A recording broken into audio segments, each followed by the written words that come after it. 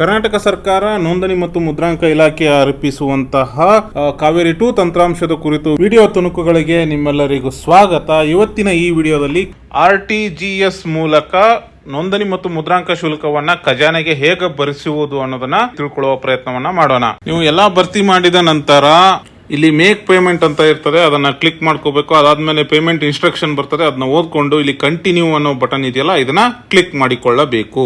ಇಲ್ಲಿ payment method ಅಂತ ಇರ್ತದೆ, ಅಲ್ಲಿ ಪಾವತಿ ವಿಧ ಅಂತ ಕ್ಲಿಕ್ ಮಾಡ್ಕೊಂಡು RTGS ಅಂತ ಕ್ಲಿಕ್ ಮಾಡ್ಕೋಬೇಕು. ಅದಾದ್ಮೇಲೆ ನಿಮ್ಗೆ ಈ ಡ್ಯಾಶ್ ಬೋರ್ಡ್ ಬರ್ತದೆ. ಇಲ್ಲಿ ಕಾಣಿಸ್ತಿರ್ತಕ್ಕಂತಹ ಕ್ಯಾಪ್ಚಾವನ್ನ ಮಾತ್ರ ನೀವು ನಮೂದು ಮಾಡಿ ಸಬ್ಮಿಟ್ ಬಟನ್ ಅನ್ನ ಕ್ಲಿಕ್ ಮಾಡ್ಕೋಬೇಕು. ಅದಾದ್ಮೇಲೆ ಇಲ್ಲಿ ಒಂದು ಫಾರಂ ಬರುತ್ತೆ.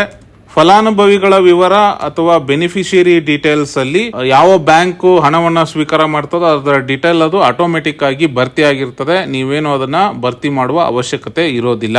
ಇಲ್ಲಿದೆಯಲ್ವಾ, ಇದು ರಿಮಿಟರ್ ವಿವರ, ಅಂದ್ರೆ ಯಾರು ಹಣವನ್ನ ಸಂದಾಯ ಮಾಡಬೇಕಲ್ಲ ಅವರ ವಿವರ ಇಲ್ಲಿ ಇರ್ತದೆ. ಹೆಸರು ಆಟೋಮೆಟಿಕ್ ಆಗಿ ಅವ್ರದ್ದು ತಗೊಂಡಿರುತ್ತೆ. ವಿಳಾಸ ಮೆನ್ಷನ್ ಮಾಡೋ ಅವಶ್ಯಕತೆ ಇರೋದಿಲ್ಲ, ಅದೇನು ಕಡ್ಡಾಯ ಆಗಿರೋದಿಲ್ಲ. ಅದಾದ್ಮೇಲೆ ಬ್ಯಾಂಕ್ ನ ಹೆಸರು ಅಂತ ಇರ್ತದೆ, ಅಲ್ಲಿ ನಿಮ್ಮ ಬ್ಯಾಂಕ್ ನ ನೀವು ಆಯ್ಕೆ ಮಾಡ್ಕೋಬೇಕು.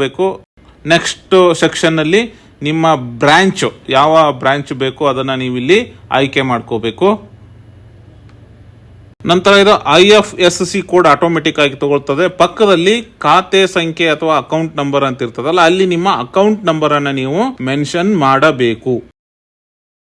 ಕೆಳಗೆ ಮೊತ್ತದ ವಿವರಗಳು ಅಥವಾ ಅಮೌಂಟ್ ಡೀಟೇಲ್ ಅಂತ ಇರ್ತದೆ, ಅಲ್ಲಿ ಆಟೋಮೆಟಿಕ್ ಆಗಿ ನಾವು ಎಷ್ಟು ಪೇ ಮಾಡಬೇಕು ಅದರ ಡೀಟೇಲ್ ಇಲ್ಲಿ ಕಂಪಲ್ಸರಿ ಇರ್ತದೆ. ಕೊನೆಯಲ್ಲಿ ಇಲ್ಲಿ ಮುದ್ರಿಸು ಅಂತ ಇದೆಯಲ್ವಾ, ಪ್ರಿಂಟ್ ಅಂತ ಇದೆಯಲ್ಲ, ಅದನ್ನ ಕ್ಲಿಕ್ ಮಾಡಿಕೊಂಡು ನಮಗೆ ಒಂದು ಚಲನ್ ಜನರೇಟ್ ಆಗಿ ಬರುತ್ತೆ. ಆ ಚಲನ್ ಅನ್ನ ನಾವು ಪ್ರಿಂಟ್ ತೆಗೆದು ಅದನ್ನ ಬ್ಯಾಂಕಿಗೆ ಕೊಟ್ಟಾಗ ಅದನ್ನ ಖಜಾನೆಗೆ ವರ್ಗಾವಣೆ ಮಾಡುತ್ತೆ. ನಂತರ ನೀವು ಮತ್ತೆ ಕಾವೇರಿ 2 ಅಪ್ಲಿಕೇಶನ್ ಅಲ್ಲಿ ಲಾಗಿನ್ ಆಗುವ ಮೂಲಕ ಮುಂದಿನ ಚಟುವಟಿಕೆಗಳನ್ನ ಕೈಗೊಳ್ಳಬಹುದಾಗಿದೆ. ಕಾವೇರಿ 2 ತಂತ್ರಾಂಶ ಮತ್ತು ನೋಂದಣಿಗೆ ಸಂಬಂಧಪಟ್ಟಂತಹ ಹೆಚ್ಚಿನ ಮಾಹಿತಿಗಾಗಿ ನಮ್ಮ ಸಹಾಯವಾಣಿ ಸಂಖ್ಯೆ 0808262536 ಕರೆ ಮಾಡಿ. ಇನ್ನಷ್ಟು ಹೆಚ್ಚಿನ ಮಾಹಿತಿ ಪೂರ್ಣ ವಿಡಿಯೋಗಳಿಗಾಗಿ ನಮ್ಮ ಇಲಾಖೆಯ ಯೂಟ್ಯೂಬ್ ಚಾನೆಲ್ ಅನ್ನ ಸಬ್ಸ್ಕ್ರೈಬ್ ಮಾಡಿ, ಫಾಲೋ ಮಾಡಿ, ಲೈಕ್ ಮಾಡಿ ಮತ್ತೆ ಶೇರ್ ಮಾಡಿ. ಧನ್ಯವಾದಗಳು.